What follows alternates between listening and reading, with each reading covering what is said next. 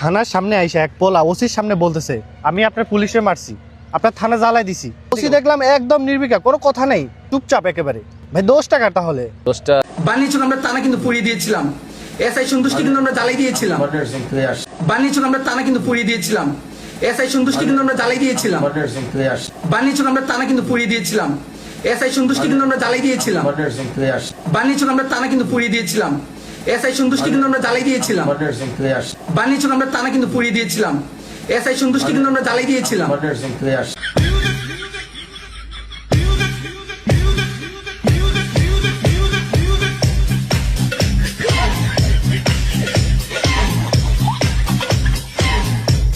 গতকাল একটি ভিডিও আপনারা সকলে দেখেছেন যে পুলিশের সামনে গিয়ে বলতেছে আমরা থানা পুলিশ জ্বালিয়েছি, এখান থেকে গ্রেপ্তার করেছে।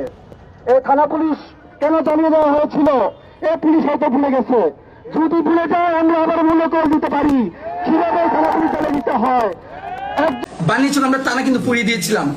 এসআই সন্তুষ্টি কিন্তু আমরা জ্বালাই দিয়েছিলাম।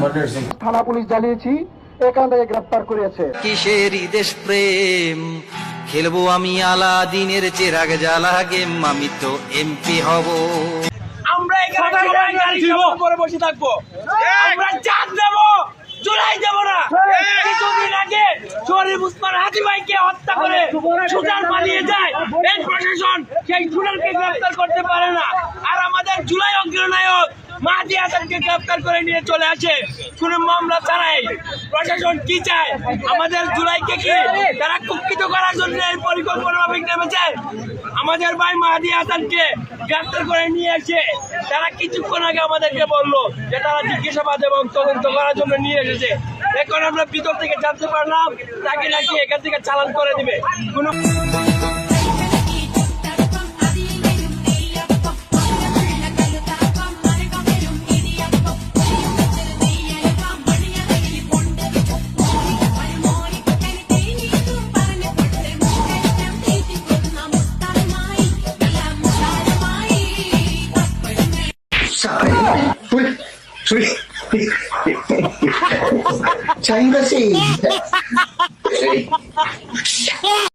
পাগল ছিলাম না আমি, পাগল বানাইলা তুমি, রাস্তার পাগল বানাই দিয়া কই গেলা তুমি, একবার ভাবলা না তুমি কেমনে ছেলেকে কেন থানাতে নিয়ে আসছে আমি বুঝতে পারি নাই।